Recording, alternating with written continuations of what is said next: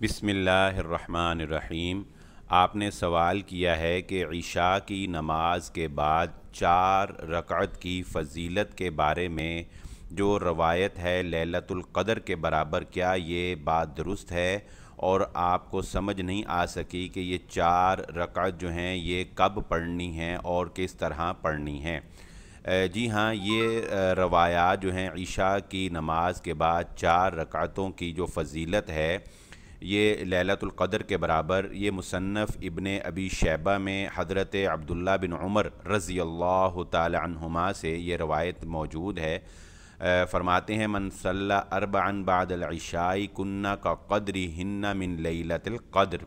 کہ جس نے عشاء کی نماز کے بعد 4 رکعتیں ادا کیں تو وہ لیلۃ القدر میں انہی جیسی رکعتوں کے برابر ہو جائیں گی، یعنی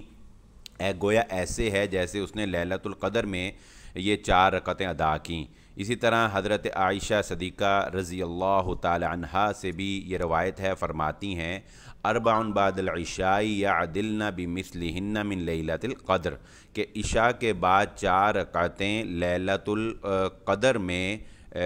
رکعت ادا کرنے کے برابر ہیں۔ اور حضرت عبداللہ بن مسعود رضی اللہ تعالی عنہ سے بھی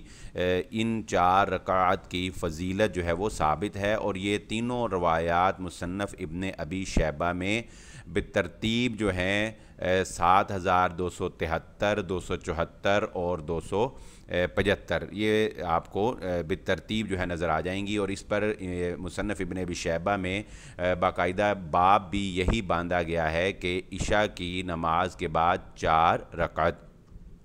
اور اس کے پڑھنے کا طریقہ کار جو ہے وہ یہ ہے کہ یہ عشاء کے فرائض کے بعد، فرض ادا کرنے کے بعد یہ ایک ہی سلام کے ساتھ 4 رکعت پڑھی جائیں گی، جیسے آپ ظہر یا عصر کی نماز جو ہے وہ پڑھتے ہیں، اس طرح یہ 4 رکعت جو ہے یہ پڑھی جائیں گی۔ رسول اللہ صلی اللہ علیہ وآلہ وسلم سے دیگر روایات میں صحیح بخاری میں بھی وہ روایت موجود ہے، آپ صلی اللہ علیہ وآلہ وسلم سے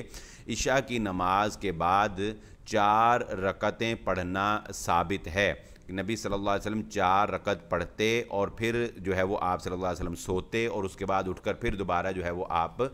نماز ادا کرتے، یہ بھی نبی صلی اللہ علیہ وآلہ وسلم سے ثابت ہے۔ لیکن جو یہ روایت ہے لیلۃ القدر والی، یہ مرفوع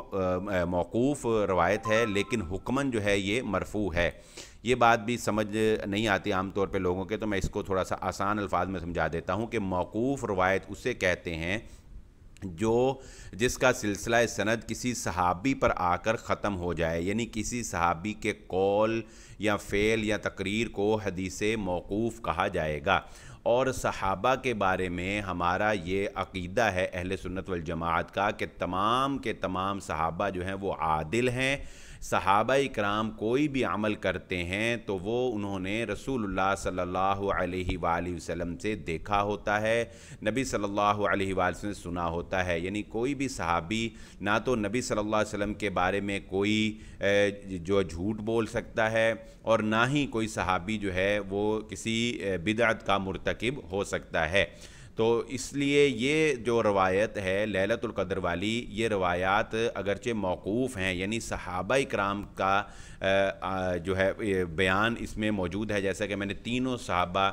تین جو ہے وہ روایات آپ کے سامنے پیش کر دیں، حضرت عبداللہ بن عمر، عبداللہ بن مسعود اور حضرت عائشہ سے رضی اللہ تعالیٰ عنہم اجمعین، تو ان سے میں نے آپ کو یہ روایات جو ہیں یہ بیان فرما دیں۔ تو یہ روایات ان سے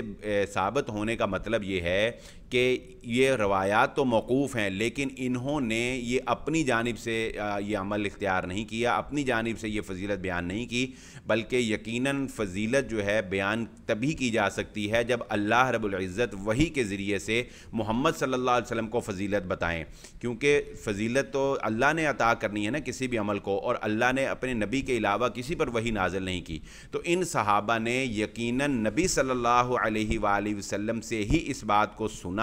اور تب ہی انہوں نے اس روایت کی ان رکعات کی یہ فضیلت بیان کی۔ تو اس وجہ سے علماء کرام یہ کہتے ہیں کہ یہ فضیلت یا یہ روایات اگرچہ موقوف ہیں لیکن حکماً مرفوع ہیں، اور مرفوع کا مطلب یعنی نبی صلی اللہ علیہ وآلہ وسلم تک جو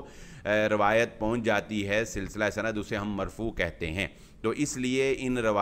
4 رکعات پر عمل کرنا بالکل درست ہے اور ان کی یہ فضیلت جو ہے بالکل ثابت ہے۔ اب ایک مسئلہ آ جاتا ہے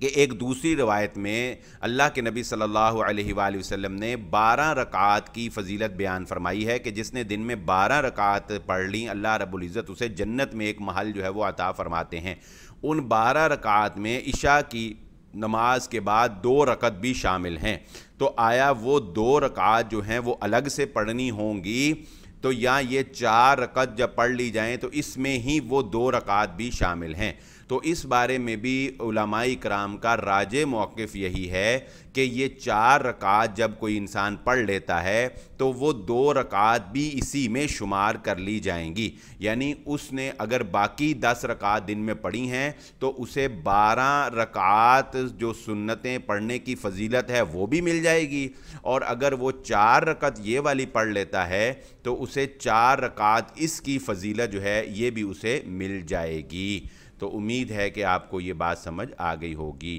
واللہ اعلم۔